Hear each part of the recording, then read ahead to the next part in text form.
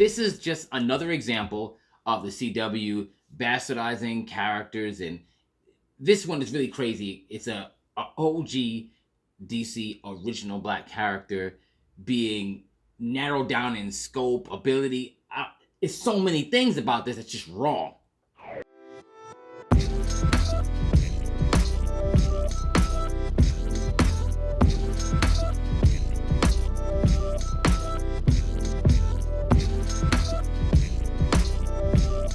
Hey, what's up, Nerd fam? This is your boy Gashawn. I want to welcome you to Enter the Nerd. Today, we talk about the CW's Black Lightning. Now, I know this show had ended quite a few months ago, but I didn't get a chance to watch all of it. I'll tell you the truth, I started watching it a while back, and it just was a really hard sit for me. And I was like, you know what? I'm just going to watch the rest of this when it finally finishes. And it got canceled around season 4, and I got a chance to watch the whole thing. And boy, was it a doozy.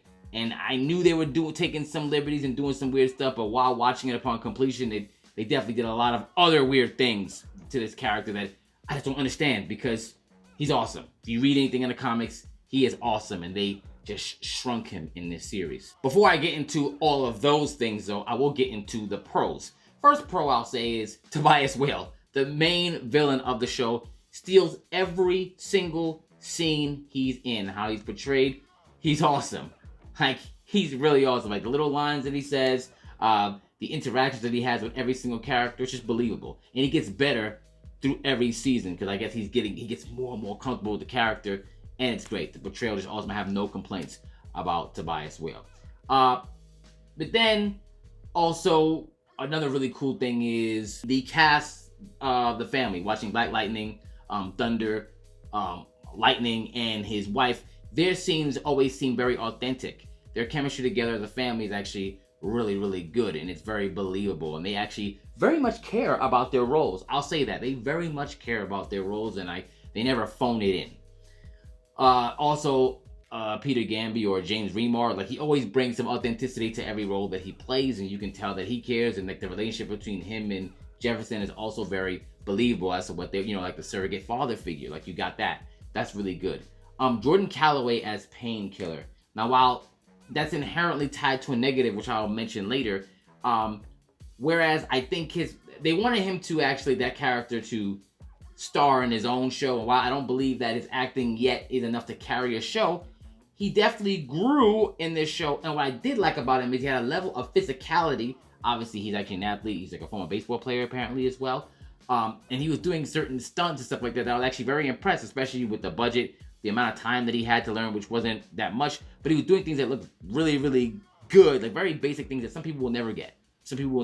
Which is cool. And maybe I might not go for like the whole him leading a series as of yet, because he could improve. I do want to see more of him. I absolutely want to see more of him, and I hope he gets a chance to show more of himself, especially in more physical. I could definitely see him playing a different superhero, maybe a member of a team or something like that. But we'll get into that later. Now, beyond that, let's start this long journey. Okay, so as for the first season, first off, where he's from is not called Freeland. That's something they made for the show, right? And we'll see how that ties into a narrative. It's called Suicide Slum in the comics, and it's actually in Metropolis, which immediately links him to like Superman, and obviously the sister city in Metropolis being Gotham, so Batman, whole bunch of things which you'll never see in this show, by the way. You will never see that. But whatever, right? So we'll get more into that later. But at least one of the things that they got right was that how much he actually cares about the city that he's from, his whole beef with the 100 being Tobias Whale's gang, and even his relationship with Peter GAMBI as far as that being like a surrogate father figure. Do they take liberties? Absolutely, because there's gonna be some spoilers here if you haven't already watched it. Peter GAMBI, that's the person who witnessed his father's death. In the comic, he's actually the one that kills his father, right? And he dies. Now, they do a fake out death for this in the series, but I believe that not actually killing him is what it lost the kind of stakes that were actually at play here. So that was a for that. But before getting into there, let's just talk about Black Lightning. I actually really like CRESS Williams as an actor, but Black Lightning is an Olympic athlete, advanced. He could really fight, because it's somebody who is trained by Batman at some point and just had experience already fighting. Obviously, he had a meta gene growing up, which Peter GAMBI helped harness, which was not given by some weird racist ASA organization, which is something that ties through the entire show. Racism. The entire show is that. And it doesn't mean that you can't talk about racism at some point. That can't be the backdrop of something, which is actually touched on DC's other history. It's another read by John Ridley. But his entire character kind of starts there. And it always revolves back to Freeland. Everything revolves back to Freeland, which doesn't make sense if you understand the Black Lightning character. Yes, he cares about where he's from, but eventually, even in the comic, he becomes the Secretary of Education for the president, who's Lex Luthor at the time. And he uses that position to get information about villains and stuff like that from all over the country and even the world and stuff like that. He fights alongside Green Arrow, as I said, Batman. He's in the Justice League. At some point, he's in his own team, the Outsiders, alongside his daughter Jennifer and her girlfriend Grace Choi, right? So I think this show could have started where it starts in Freeland, right? But then it should have been allowed to grow past whatever narrative that was there. But it never was really allowed to grow. Everything just still revolved around there. Even when they encountered the Markovians were only after the metas in Freeland, right? Even after the whole Crisis on Infinite Earths, where now there's, all the universes are together. So there's metas all over the world. But for some reason, Freeland was the place that it needed to go because those are the ones that have been oppressed, and it had to do with black people being oppressed systematically, and even with Gravedigger, who was a composite character, by the way, because the original Gravedigger did not have any powers. And then there was another guy, the Tony, I think his name Tony Sykes, something like that, who is a guy who has powers, like mind control powers. So they kind of combined the two, World War II thing, and kind of got into the whole Tuskegee experiment stuff. Like they melded that in there. But was it necessary? And necessarily, right? It wasn't. The Painkiller character, who's just a villain. She's a villain in the comics. He's not this guy. Once again, I mentioned it in the beginning of this. I want to see more of Jordan Calloway, but that character just wasn't that. The whole thing would. They even tried to make the whole dread thing make sense because the guy has dreads in the actual comic, but that guy is literally just like an assassin. Like it's not a whole chip thing. And his powers are just an anesthetic. It's not like poison venom. That's why he's called Painkiller. Anesthetic, Sonny, whatever. There's a lot.